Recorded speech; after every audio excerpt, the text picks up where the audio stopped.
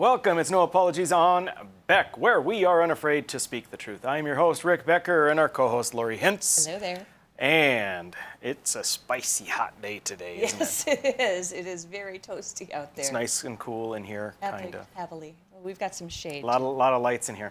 All right, so we've got a great show. I'm super excited about our next guest, Dr. Scott Jensen from Minnesota. We'll be talking about an array of things.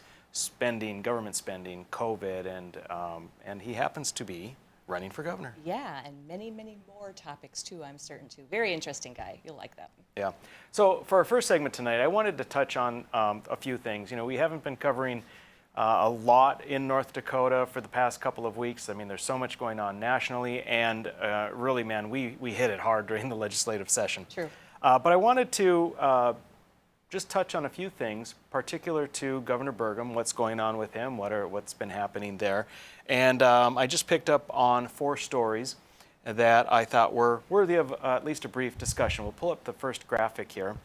This is in U.S. News. It's also in North Dakota papers. Lawmakers dismiss criticism of emergency spending law. Now, what that deals with is the situation where we had COVID money coming in, and the Emergency Commission, which is headed up by the governor, determined how to spend it. It was $1.2 billion. You know, that had people a little bit concerned, especially the Democrats. But even the Republicans, it was like, wow, that is a ton of money for a very select group of people headed by the executive to make decisions on how and where that money goes. Sure. There's a lot more money coming. The various programs that the federal government put out, they're just throwing money at all of the states, North Dakota included. We don't even know hardly how to spend all of the money. And the thing is, the legislature is out of session. As you know, the legislature meets for 4 months on odd-numbered years only. That leaves essentially 20 months where there's no legislature. So we passed a law in this last session. The governor vetoed it. We overrode his veto. That says that, you know what, this select group of unelected people, well, some, but certainly not legislators, are not going to decide how all of this money is being spent. Instead, we're going to have the legislature involved. Well, the governor didn't like that at all. There's a lot of criticism from the executive branch. The story is essentially saying, the legislators are saying, we get it, but tough titty said the kitty. And so what we're looking at is that it will still go on as is with this law, where they cannot spend over $50 million in the biennium.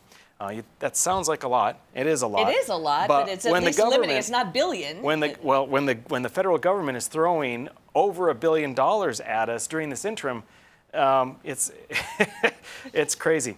One of the things I find curious is Governor Burgum had said the spending limits would force the governor to call a special session, which would risk violating the state constitution by having the legislature meet for more than the 80 days it's allowed every year. This is what frustrates me. I don't understand Governor Burgum's office. I don't know if it's his office, his legal advisors, or Governor Burgum, but they just want to interpret the Constitution how they want it to be, not as it is, which is why they had that, what I would deem as a frivolous lawsuit in District 8 when he wanted to pick the replacement for the gentleman that died before the general election. Clearly, there was no grounds for it, and he lost. But to say that it would be against the Constitution allows for 80 days for the legislature to determine. So we, the legislature, can call ourselves in at any time for the 2 years as long as it doesn't exceed 80 days. The governor can call us in for an unlimited number of days beyond that. It has nothing. So they're throwing this red herring. Apply. It does not apply. It's a red herring, and I find it confusing and frustrating that they would. I would think that the people of the state would be far more comfortable having the elected representatives whom they've chosen collaborate on this rather than just. Right.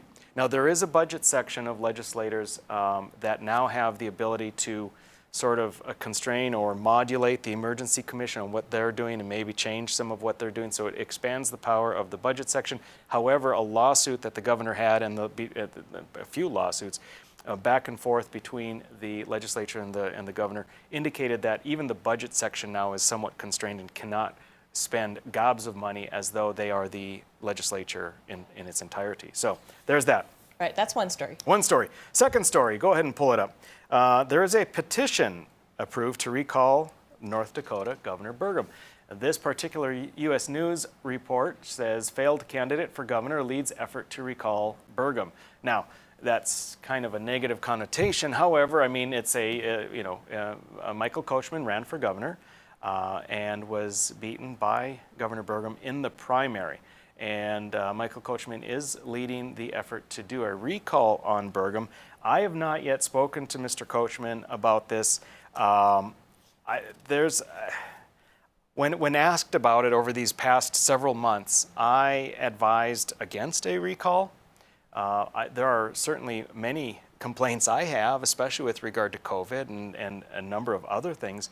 However, to get the recall, they need to get nearly 90,000 signatures. They have a year to do it, so that's a long time. But 90,000, we only have 90,000. 780,000 people in the whole state. Yep, it has to be 25% of the people that voted in the general election. So it's 89,464 signatures. That is a huge task. Don't you have to have a cushion because of things that they're going to yeah. throw out? So you probably have a third more, I would think. At least 10,000 more. I would say a minimum of 10,000 more. So let's just call it 100,000. I mean, I wish the folks best of luck in their endeavor. I guess I haven't read exactly what the complaint is, so I don't know the reasoning behind the recall in its entirety. I know there are, like I say, myriad complaints. However, my concern is that what this will do, in all likelihood, it's not going to succeed. Now, again, that's not meaning that I wish it to fail. Odds are, in any recall election, there are very few that go on to successfully replace the elected official that they're trying to. So this is in all likelihood going to fail, and what that will do will seemingly give Governor Burgum more capital, political capital, more credibility, as though it is the voice of the people speaking again, saying they want Governor Burgum, when in fact that's very different than the recall petition not getting enough signatures. Okay, third one. Governor Burgum is right to catalyze action by setting an ambitious goal for carbon neutrality. Pull up the graphic. What we are looking at here is, okay, I'm sorry, I jumped ahead. We're going to go to this one. Burgum is among 15 GOP governors urging release of census redistricting data. This is a simple one, Lori. He's just saying, hey, federal government, let's get on the ball here. Let's release the data. We need to have this data so that we can have these elections because we need to redistrict the 47 districts. Right. We need to get on with our lives and get forward, moving forward here. That's coming up pretty soon, November?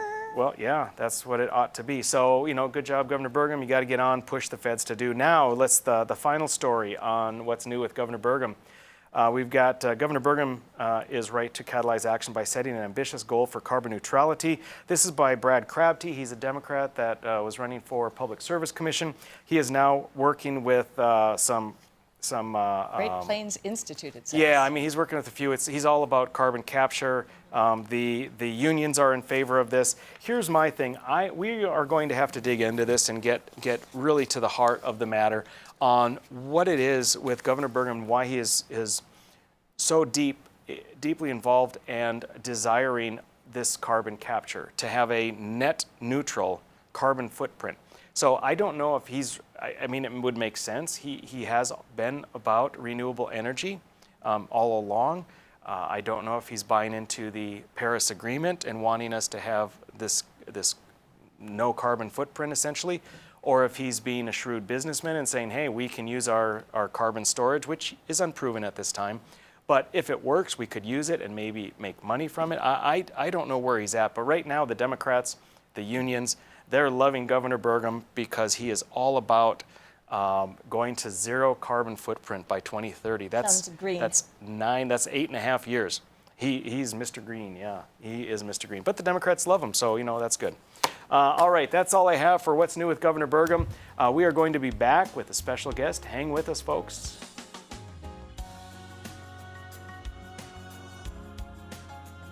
When you can't find answers to your recurring health challenges, it can feel like your health and your future are being held hostage.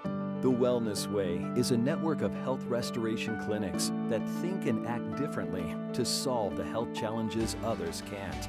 Here, we disrupt the standard approach to care through a combination of testing, individual plans, and one-on-one guidance, putting your health and your future where they belong, in your own hands. 40 years ago, Aero Service Team started with one truck and lots of hard work. Times may have changed, but the hard work that we put in to get your lives back in order after fire, water, and disaster hasn't. Over the years, we've seen so many families lose their belongings due to water and fire damage. Restoring homes back to the original state has made every hour of hard work well worth it. Thank you for trusting our family with yours. When disaster strikes, you only have to make one call. Aero Service Team does it all. It's every American's right to bear arms. At Mandan Sporting Goods, we're here to help you support your Second Amendment rights, which reads, a well-regulated militia being necessary to the security of a free state, the right of the people to keep and bear arms shall not be infringed. Whether you're looking for a pistol for personal defense or collector gun, we have the staff to help you. We also have the area's largest inventory of ammo and reloading supplies. Mandan Sporting Goods, the area's local gun and ammo specialists. 40 years ago, Aero Service Team started with one truck and lots of hard work. Times may have changed, but the hard work that we put in to get your lives back in order after fire, water, and disaster hasn't. Over the years, we've seen so many families lose their belongings due to water and fire damage. Restoring homes back to the original state has made every hour of hard work well worth it. Thank you for trusting our family with yours. When disaster strikes, you only have to make one call. Aero Service Team does it all. Hey Bucks fans, if you're planning an outing, birthday, or employee appreciation night, then bring your group out to the Buck Stop for a night of fast-paced, high-scoring football. Your group will receive discounted tickets, options for reserved seating, scoreboard messages, VIP services, swag, and a space to gather during the game. You can also participate in pre-game ceremonies, halftime entertainment, in-game contests, and more. Call 701-595-0771 or visit bismarckbucks.com/tickets. All GA is first come, first serve. We'll see you on the turf. Go Bucks! Every great pizza has a secret. At New York To Go, that secret lies in our perfectly recreated New York water, the key ingredient to making our signature New York-style pizza.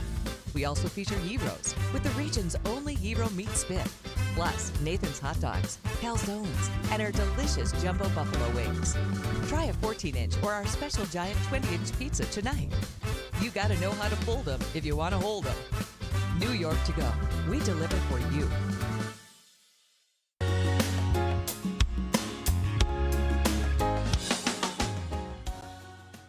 All right, we are back. It's No Apologies on Beck, and very excited to have our next guest. It is Dr. Scott Jensen, a state senator from Minnesota. Very interesting gentleman and a strong advocate for common sense with regard to COVID-19. Dr. Jensen, welcome and thank you very much for being on. It's a pleasure. Thank you very much, Representative. Yeah, so let's hit right to it. I want to talk about some of what made me aware of you, and I think probably spawned a lot of interest in you as a state senator, as a physician, and beyond. And that is your position with regard to the handling of COVID-19. I would say that you were an outspoken critic of what Governor Walz has chosen to do.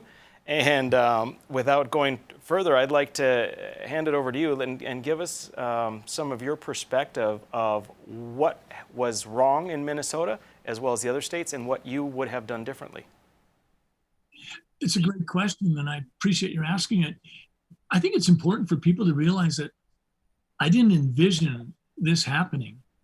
It was April 3rd, 2020. We were basically all across the nation, and we were addressing uncharted territory. Everybody wanted to do the right thing. But on April 3rd, I received an email from the Department of Health. And in that email, it basically told us that we were going to be changing the rules in terms of how death certificates would be completed.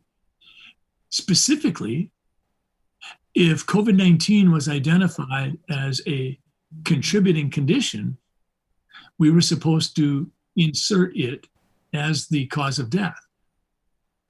When I read that, I was astonished and said, that can't be right. Someone made a mistake. The Department of Health referenced a document from the CDC, so I went to the CDC's document, and they reaffirmed it. That's crazy. Yeah, I mean, that really, and I think you know, but I am also a physician, that when I heard about that, I was just struck on how deep politics is able to get into medicine, where it has no place business. whatsoever. No business. Unbelievable. Well, and beyond that, the other thing, I thought that if I just brought attention to this, that the Department of Health would call me and they would say, oh, thanks for the heads up, we'll fix it. Right. But that didn't happen. Yeah, they doubled down, didn't they? And they always did too. On every one of those issues with COVID, we would come up with something, we would put it forward, we would push it out, and then they double down again. That's exactly what happened. And then for me, I had the misfortune of, I guess, continuing to sort of become a spokesperson for this contrarian narrative that something was going on, something didn't pass the smell test. And I ended up being on Laura Ingram's show several times. And then I was asked to be on other shows like Tony Robbins and Dr. Drew. And then Rush Limbaugh wanted to do a piece. But then in June, I found that my medical license was being investigated. And that was astonishing. I mean, that was a hard day, because any physician will tell you that one of the things that gives us great pride is the fact that we have a degree that allows us to take care of patients, and to all of a sudden find that you're licensed to take care of thousands of patients that you've been invested with for years and years is in jeopardy. That was a tough day. Yeah. Scott, what do you think, what is behind the aspect? For me, I was just so disappointed. So many of my colleagues were coming out in support of a lot of the various policies that were so contrary to, I mean, I would say common sense, but more than that, established medical science. So I don't know if there's a vast number of our colleagues that just remain silent. They're busy working. How does it get to a point where you and myself are these sort of outliers instead of representing a significant body of our group with a different opinion? That was really hard for me, because honestly, I was very comfortable with people having a different perspective than I had. But what really cut deep was that colleagues in the field of medicine who had never met me, had no reason to think poorly of me, were ripping me on social media, calling for my license to be revoked. I remember one particular person, I normally don't respond a lot on social media, but I did. I said, we've never met. Would you like to get together and have a cup of coffee so we could just talk? There was no interest in that. And that was, Rick, for me, that was a real wake-up call that COVID-19 was wreaking havoc in a way that I hadn't anticipated. Yeah, and I experienced the same. Colleagues calling for my license, and you know, I invited the top guy in North Dakota for public health to come on. Let's discuss some of these things. Not even debate. I just want to hear your opinion, and then maybe we can just get deeper into this. Nobody from the advocates for all of these policies wants to come on. They want to just, I guess, acquiesce to whatever the CDC says without using their own noggins. And I can't tell you how much my worldview changed with regard to COVID. Your worldview, my view of medicine, I mean, I felt like the profession that I had joined 35, 40 years earlier was not nearly the profession that I thought it was. And I was a little angry. But one of the things that happened to me, I think because I was so in the limelight, that I think some people felt a little guilty. I think some doctors did, because I would get these quiet, sneaky emails or a note dropped to me or a text message saying, really admire what you're doing, Dr. Jensen. And then when I announced that I was going to run for governor, I started getting checks, support checks. So my candidacy from people, but they didn't want to be. So. Yeah, there it is, the disincentive that those that want government intervention provide with the ridicule and the calling out and the cancel culture is so strong that even people, I mean, in my mind, people that have gone into medicine are accustomed to sacrificing, but it's a different mindset. I want to move on to just a couple of other things. Do you have thoughts on Fauci's insistence that we must have, say, 75 or 80% vaccination rate to accomplish herd immunity, discounting natural immunity with infection? Is that another point that bugs you? Yes, I find the whole thing astonishing. I would remind the viewer that Fauci came out initially saying 60% was what he thought maybe would be the number for herd immunity. People need to understand there is no calculus behind that. We don't have a way to calculate what the, if you will, threshold is for if some sort of community immunity, because frankly, it can be different for measles, mumps, or COVID-19. So he actually ended up going from 60 to 65, 70, 75, 80, 85. I mean, he's been all over the map. And then when he was confronted on that, he said, well, I didn't think the people could handle the truth. And this is just astonishing. So I think that he's really failed us in that regard. I think he's been more than a little arrogant. And I'm disappointed in him. I really am. I think that he could have been more measured, more balanced. He could have helped bring us together and build bridges. But I think he's been very, very fractious. And I think that he was the same guy who said, don't wear masks. There's no reason to.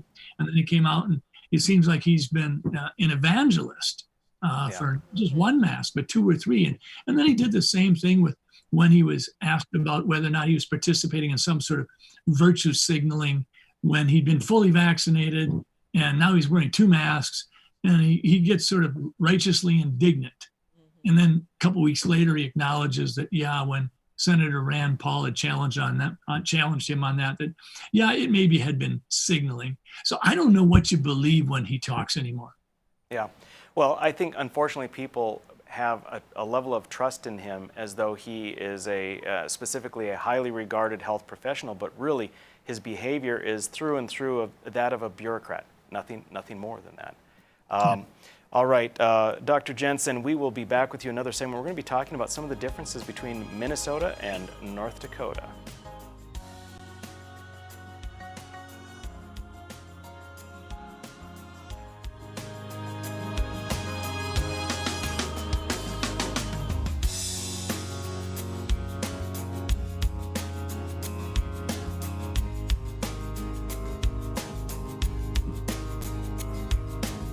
When you can't find answers to your recurring health challenges, it can feel like your health and your future are being held hostage.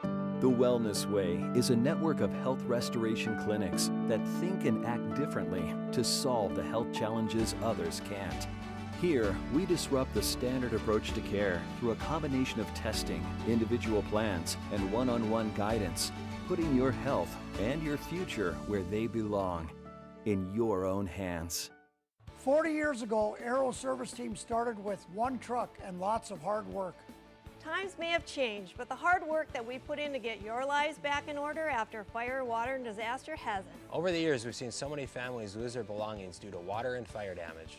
Restoring homes back to the original state has made every hour of hard work well worth it. Thank you for trusting our family with yours. When disaster strikes, you only have to make one call. Aero Service Team does it all. Prairie Patriot Firearms and Training is the region's most complete gun and training center. 5-lane indoor range, a gun shop, and a certified training facility. Firearms training courses are offered daily for new, intermediate, and advanced shooters. If you're not comfortable in a classroom setting, Prairie Patriot offers one-on-one private lessons, from basic self-defense training to concealed weapons testing, along with a full line of guns, ammunition, holsters, and concealment clothing. Prairie Patriot, 3930 Memorial Highway, prairiepatriot.com. 40 years ago, Aero Service Team started with one truck and lots of hard work. Times may have changed, but the hard work that we put in to get your lives back in order after fire, water, and disaster hasn't. Over the years, we've seen so many families lose their belongings due to water and fire damage. Restoring homes back to the original state has made every hour of hard work well worth it. Thank you for trusting our family with yours. When disaster strikes, you only have to make one call. Arrow Service Team does it all. Every great pizza has a secret. At New York To Go, that secret lies in our perfectly recreated New York water, the key ingredient to making our signature New York style pizza. We also feature Heroes with the region's only Hero meat spit, plus Nathan's hot dogs, calzones, and our delicious jumbo buffalo wings. Try a 14-inch or our special giant 20-inch pizza tonight. You gotta know how to fold them if you want to hold them. New York To Go, we deliver for you. It's every American's right to bear arms. At Mandan Sporting Goods, we're here to help you support your Second Amendment rights, which reads, a well-regulated militia being necessary to the security of a free state, the right of the people to keep and bear arms shall not be infringed. Whether you're looking for a pistol for personal defense or collector gun, we have the staff to help you. We also have the area's largest inventory of ammo and reloading supplies. Mandan Sporting Goods, the area's local gun and ammo specialists.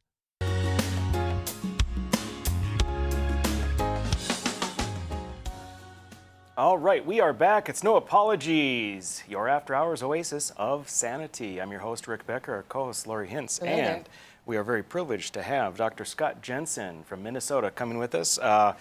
Spoke a little bit about COVID. Lori, you had a question to ask, and then we're going to move on to some other things. Well, Dr. Jensen, I have seen many things on hydroxychloroquine, and I'm wondering your take on the controversy, if you will, with hydroxychloroquine. Thanks for asking that, Lori. I think it's a powerful question, and I think we need to have some post-COVID discussion about what happened. Hydroxychloroquine has been a safe drug for decades. It's been in the World Health Organization's essential list of medicines for more than half a century. And my wife happened to be on it for her inflammatory arthritis. So I was stunned when it seemed like the bureaucrats and the politicians were getting in the way of allowing patients and doctors to have that conversation as to whether or not hydroxychloroquine might play a role in either prophylaxis or treatment for COVID-19. When we look at drugs being approved by the FDA, generally we have to deal with safety and efficacy. Safety is pretty established with hydroxychloroquine. The question is efficacy, and I get that. But when we're in uncharted territory, one of the things we have to acknowledge that science is about observing and measuring, hypothesizing, and then trying to create experiments to either confirm or deny our hypothesis. And I would remind anybody that if you go back to 1976, in the summer, there was this convention in Philadelphia. It was a Legion, American Legion convention. And people had a good time and they went home. But in the day and 2 and 3 days following the departure from the convention, people became ill with a terrible pneumonia. Some died. Doctors did what you'd expect them to do. They stepped in. We did our level best to try to treat this pneumonia. We used big guns. We used intravenous meds, and they weren't working. Patients were dying. So what did we do? Did we go to the bureaucrats? Did we go to the politicians and say, gee, we're going to have to try some off-label things because we don't want to stand by idly and watch these folks die? Right. A couple doctors decided to go back and try an old-fashioned antibiotic called erythromycin. Yes. And erythromycin ended up being the game changer in 1976 for a lot of people because suddenly their pneumonia responded. These people got well. They got over it. It took 9 months for scientists to be able to isolate the bacteria and say, gee, we now have a new bacteria. But the fact of the matter was that bacteria behaved a lot like mycoplasma, which is what causes walking pneumonia. But can you imagine how things could have been different this time around with COVID-19 if physicians and patients had been allowed to do what we've been doing for decades, decide privately, is this a part of your plan or not? But we were not allowed that. So hydroxychloroquine is going to be a part of our legacy conversation. It has to be. Excellent. Yeah. Well, thank you for answering that because I think that was just. I had a friend who had COVID or thought she did, asked for hydroxychloroquine and was denied it. And I thought, what country are we in here? What is going on? Anyway, thank you for answering that question. We can now pivot. We're going to talk about the differences between Minnesota and North Dakota. No, we're right next to each other, but slightly different. Yeah, there's the perception, Scott, that North Dakota is very conservative, and we tend to be policy-wise. Where we're strong on Second Amendment, we're getting stronger on 10th Amendment. We're fairly okay on Fourth Amendment and as well as First Amendment. So I mean, we're good on policy. Our spending, which you may, I think, in a prior discussion with you, it may shock you. Our spending is off the charts, and that's because we have so much oil. So the perception is the money is there, we're going to spend it. And so you have someone, say, in South Dakota that says they're conservative versus North Dakota. They act very differently because one has tons of money, don't know what to do with it all, the other doesn't. And I think each of those are different from each other, but each of those are different from Minnesota as well. Wow, you want to be governor of Minnesota, and I'm thinking that's a big bite to take. How do you view the spending Minnesota has right now? Well, I've always thought that the Midwestern states were sort of cohesively identified as being pragmatic states, but I've had to rethink it. I spent 4 years in the Senate. I watched the way we responded to COVID. I would say that North Dakota is a pragmatic state. Much of what you do is based on what you've seen, what works, what is consistent with the values historically that have, if you will, shaped your state. Minnesota, we've changed. I think that there's a certain, if you will, delusional thinking that Minnesota has this thing called Minnesota Nice, and that will govern our future. I don't buy it.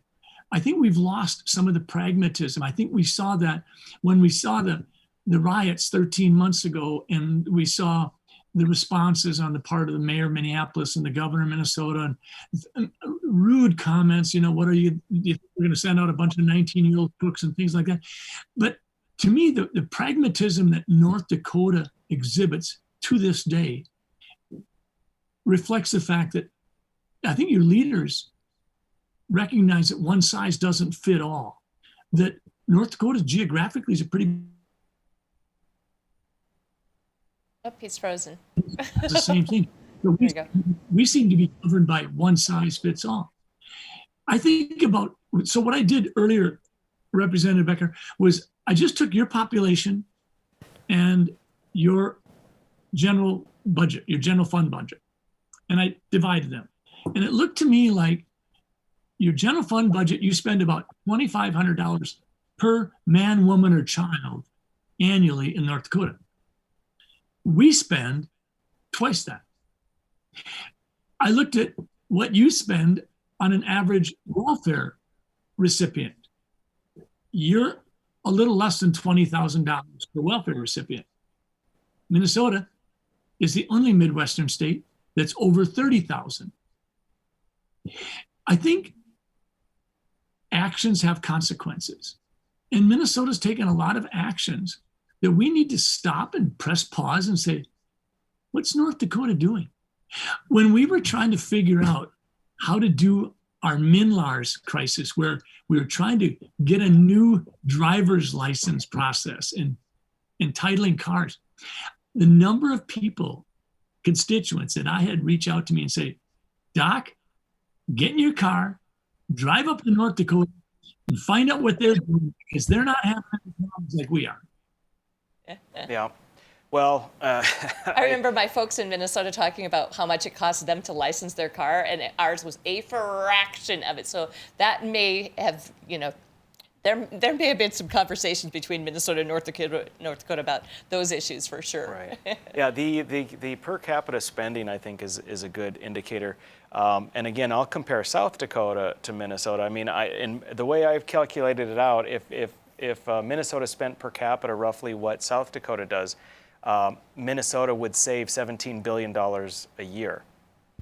And I referenced South Dakota because North Dakota has this fun little trick. You referenced the general fund. We do a ton of spending in what some might call the General 2 fund or the covert general fund. We have a separate fund. So again, I love North Dakota, but our spending is off the chart. Our total per capita spending actually exceeds Minnesota. And again, that's because we're just awash in money. The guys are throwing up a little graphic. That's South Dakota versus North Dakota spending. 2009, you'll see we were the same. And then you see what happens even to conservatives, arguably conservatives. When the money's there, they spend it, and that's what we've done. Nevertheless, your point, I think, is salient. How we view things in North Dakota. When and if that oil money goes away, you will see that we will not replace it with increased taxes. And I think that's probably one very significant difference with Minnesota. With urban Minnesota, I think, driving the rest of the state. And I think that's going to be a problem that will be persistent for future leaders, possibly, hopefully, like yourself, to deal with. You've got this one segment of the population that's pulling the rest all along down the road with them. Representative Becker, you really made an interesting statement there. I want to repeat that.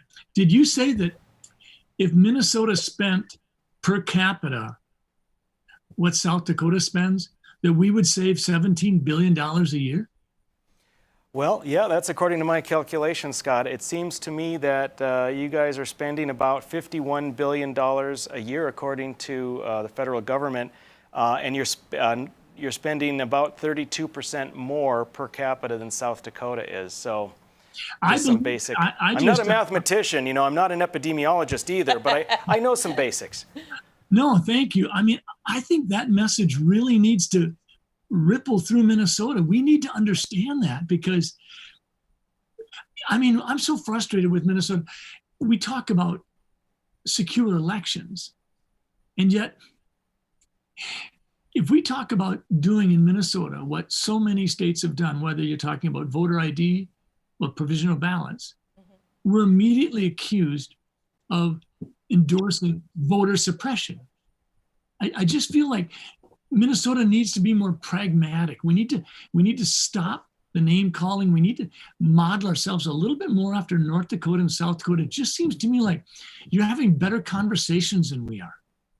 Yeah, and I think people just need to get a little thicker skin and be okay with the far left progressives calling you names, and just don't let it bother you. Scott, let's put you on hold here for a second. We're going to take a break. We're going to have you right back. I want to talk about your run for governor. We'll be right back, folks. Stick with us. We're the ladies of Another View, bringing you a fresh view on local issues. And different perspectives you won't get on the mainstream media. Watch us weekday afternoons at 4:30 Central Time on Beck News and at beck.news.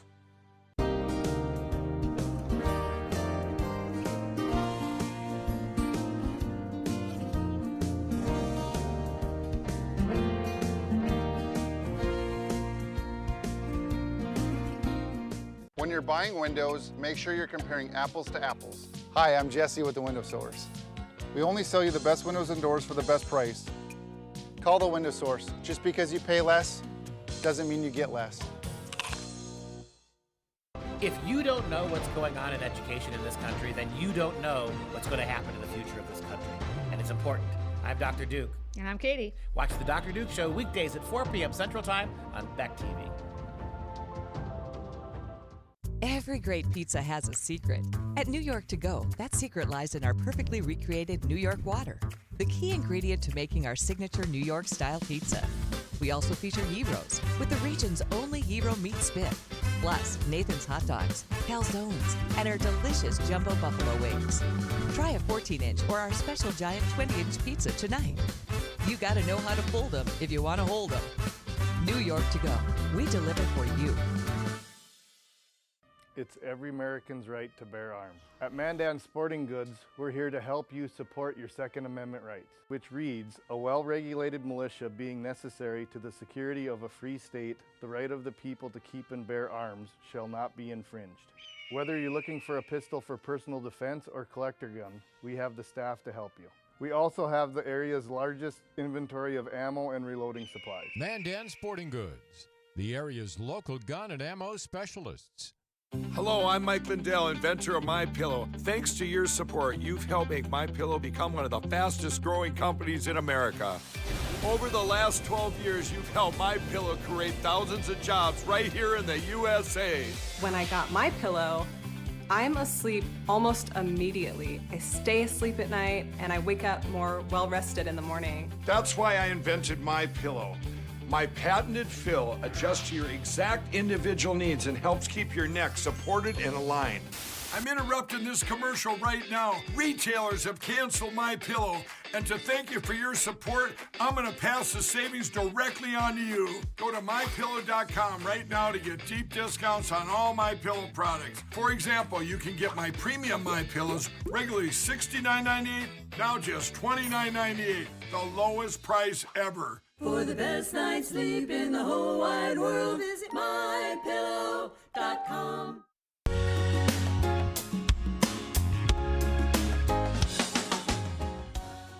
All right, we are back. It's No Apologies, and we are still with Dr. Scott Jensen, whom I am very, very happy to have on. Scott, you are here for now your third and final segment with us. I want to cover your run for governor. I was so happy to see you run.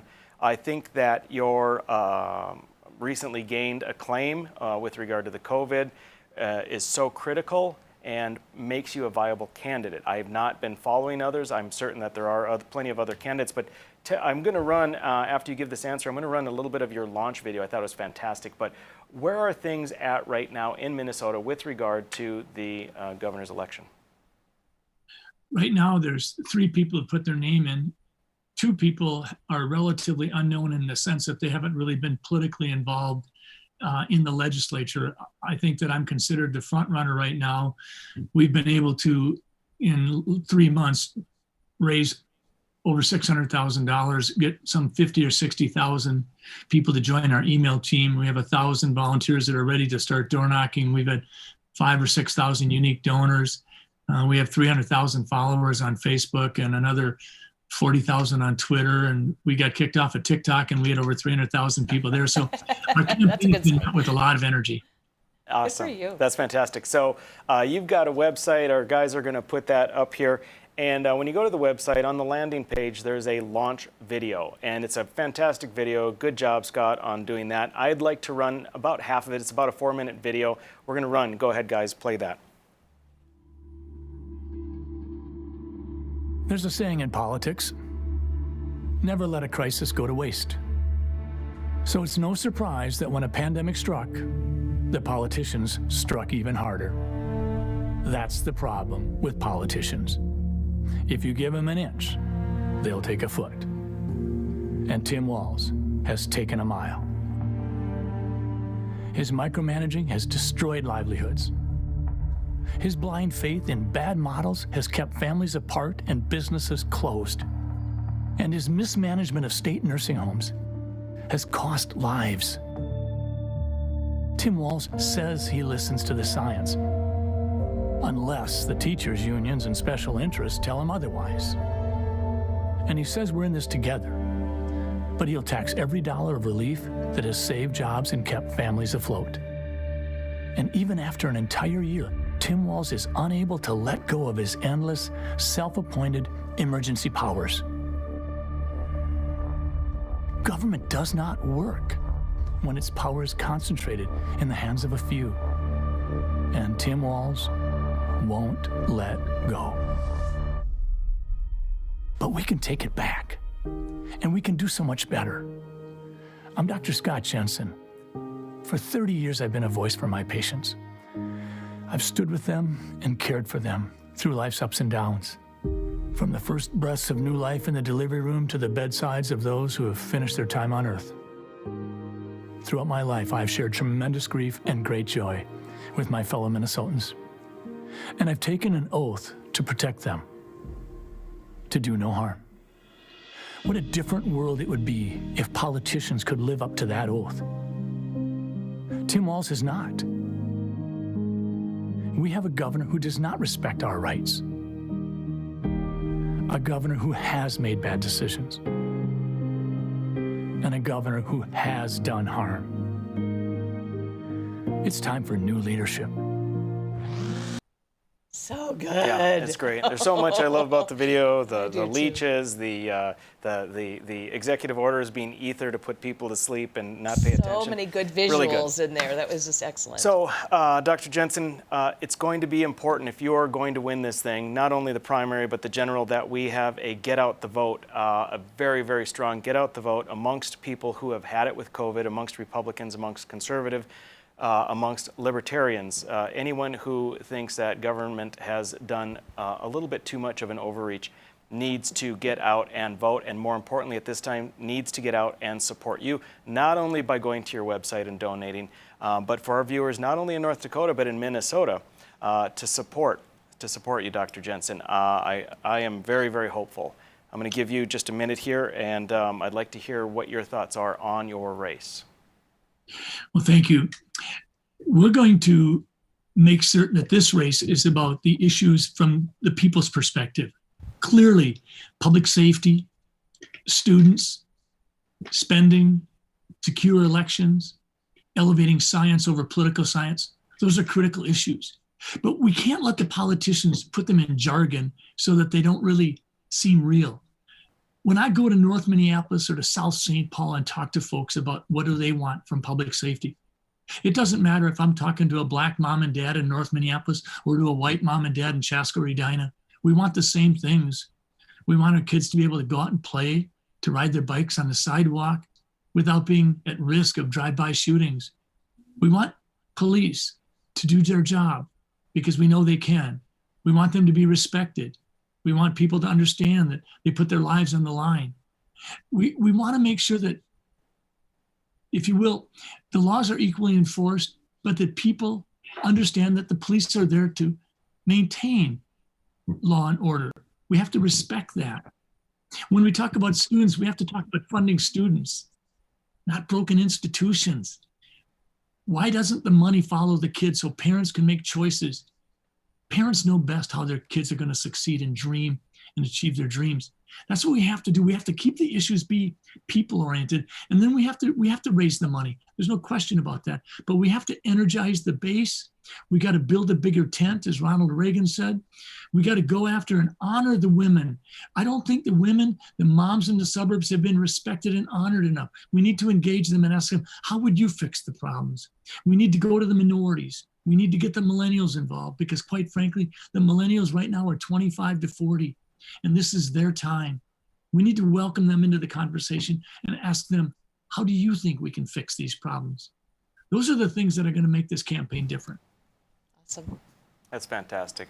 Fantastic, Dr. Jensen. Well, we wish you all the luck, and I would love to have you on the show again, perhaps in a timely manner prior to primaries, etc. So thank you again for being our guest. I look forward to having you on. Thank you. Ladies and gentlemen, stick with us. We are going to be back with another segment, this one on civil disobedience. When you can't find answers to your recurring health challenges, it can feel like your health and your future are being held hostage. The Wellness Way is a network of health restoration clinics that think and act differently to solve the health challenges others can't.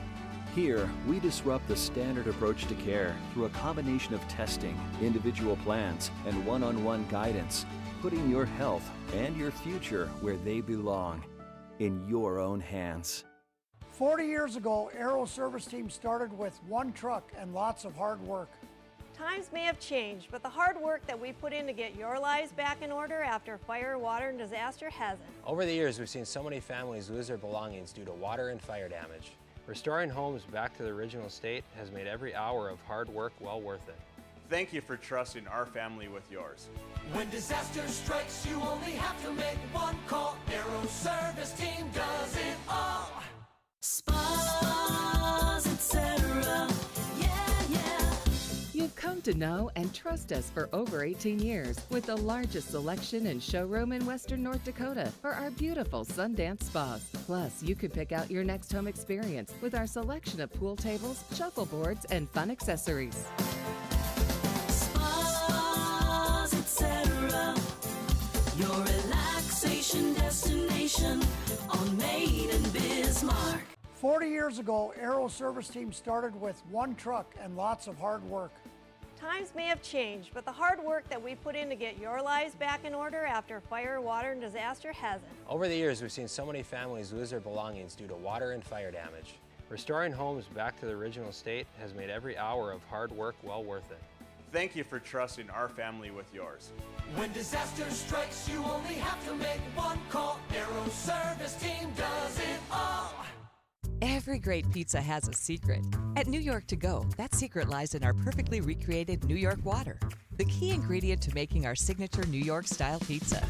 We also feature gyros with the region's only gyro meat spit, plus Nathan's hot dogs, calzones, and our delicious jumbo buffalo wings. Try a 14-inch or our special giant 20-inch pizza tonight.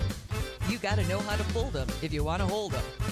New York To Go, we deliver for you.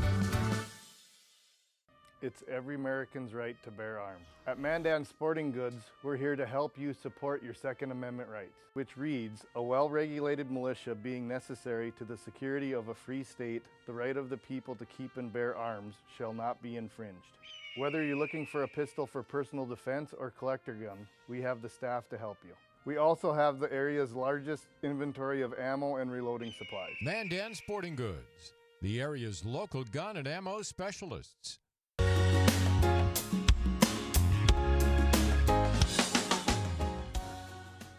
All right, we're back at segment 5. Folks, you did it. You did it. And those were some, that was good. Oh, he was Jensen? so great. Yeah. And Man, the he's video good. was fantastic too. So thank you to Dr. Scott Jensen for being on tonight. So my last little story is how recently I have noticed in a number of different stories, people are starting to really pull out their patriotism. And I love this so much. Maybe you saw the video of everybody drowning out the singer for the national anthem, the hockey game. Maybe you've heard about people who are speaking up at school board meetings and things like that. Well, I have a story here. Let's pull up the first graphic here. In Silverton, Colorado, this mayor, Shane Furman, unilaterally suspended the practice of saying the Pledge of Allegiance during board meetings last week, and he made the decision without even a vote by the board members. And then he told the board members and attendees, due to direct and indirect threats, which were not named, of course, inappropriate comments in and out of public meetings, and the general divisiveness in this is creating, in our community, he said, we will not be doing the Pledge of Allegiance during Town of Silverton Board or Trustee meetings. The mayor, of course, did not provide any specific information about the alleged threats and comments, which is always suspect when you don't give real specifics on that. Anyway, the bottom line is people were furious about this, and people realize now how important it is to embrace their patriotism. They love singing the national anthem. They love saying the Pledge of Allegiance. It shows patriotism, and I've noticed it over and over again. There was an article also recently talking about the most patriotic states, and I thought, North Dakota must be on that. Well, according to the final charts, the top 5 most patriotic states in America, according to these people, are New Hampshire at number 5, Vermont, Maryland, Alaska, and Montana. I don't know what their criteria were on this one. This was a patriot thing. Anyway, then you may have heard of the story of the national anthem in protest of Marxist school boards. So this is a video that I want you to see about what happened at a school board meeting when massive amounts of parents came and were told that the meeting was supposed to end. Roll tape, please. This board has a dark history of suppressing free speech. They caught you red-handed with an enemies list to punish opponents of critical race theory. You're teaching children to hate others because of their skin color, and you're forcing them to lie about other kids' gender. I am disgusted by your bigotry. Madam Chair, I move to end public comment. Second. There's been a motion to end public comment. Is there a second? I second. Motion made by Ms. Reeser and seconded by Ms. King. Is there any discussion? All in favor, please raise your hand and say aye. Aye. Ms. Corbo, can I record your vote, please? Aye. Thank you. The motion carries 9-0. Public comment is now ended. We will move to our next agenda item.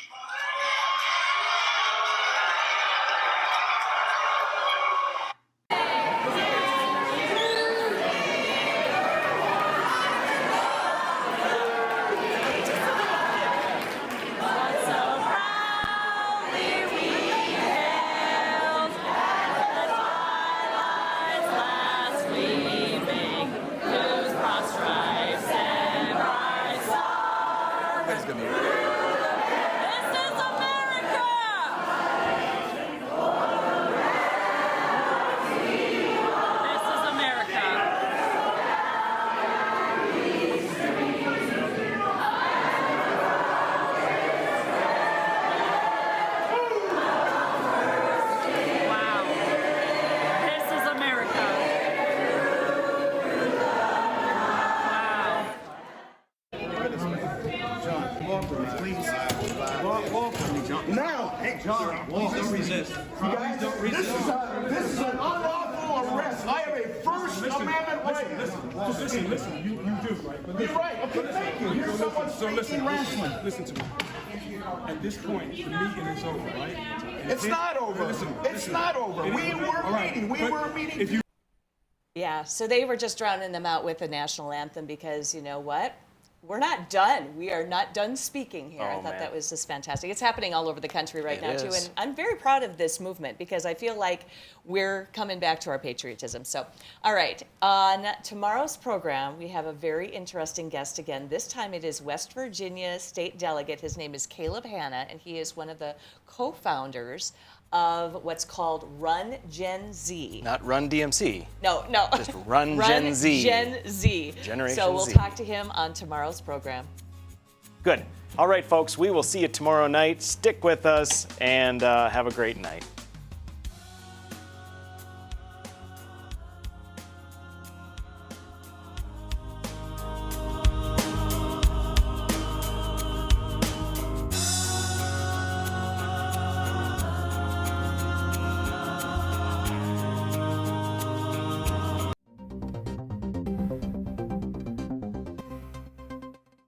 Hello, I'm Mike Lindell, inventor of MyPillow. Thanks to your support, you've helped make MyPillow become one of the fastest growing companies in America.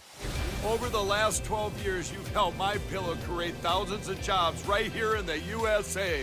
When I got my pillow, I'm asleep almost immediately. I stay asleep at night and I wake up more well-rested in the morning. That's why I invented MyPillow. My patented fill adjusts to your exact individual needs and helps keep your neck supported and aligned.